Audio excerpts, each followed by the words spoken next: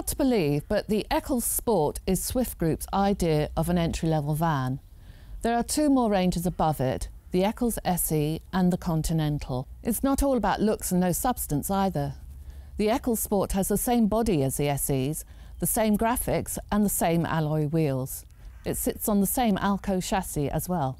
In fact, park this Eccles Sport 524 against the equivalent SE, the Moonstone, and you'll be hard-pressed to tell the difference. There are differences, of course. For one thing, this Sport 524, costing just over £18,000 on the road, is more than £2,800 less than a Moonstone. And for another, it weighs quite a bit less too. Sounds too good to be true, doesn't it? Let's find out if it is. This brand new model marks the return of a thoroughly traditional layout. That's front lounge, mid dinette and an end washroom.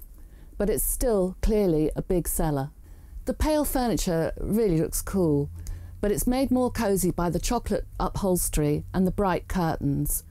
The chrome fittings are a nice touch. It really looks the part. The area looks spacious. Light floods in the panoramic roof light by day, and there's plenty of lighting options for keeping things well lit at night. The sofas are in the region of about 6 feet in length and so can easily seat 6 people. They can also double up as single beds at night. And if you can't bear to be parted from your TV, this low cupboard has its own power and aerial sockets.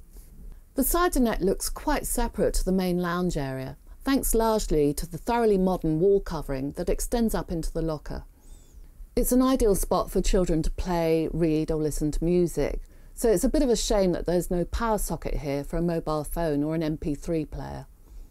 And of course this whole area converts into a pair of good-sized bunk beds by collapsing the table leg and folding out the upper berth. If you like cooking, then you'll love the 524's galley. This worktop space is enormous and the cupboards are huge too.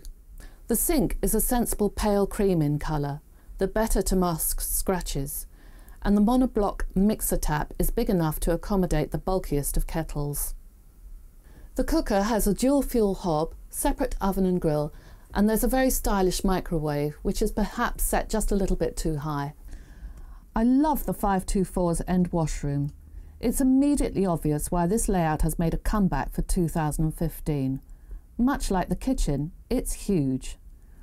There's plenty of floor space for getting dressed, while generous lighting and a large mirror make it feel bigger still. Surprisingly, there's no roof light in the fully lined shower, but it doesn't feel claustrophobic.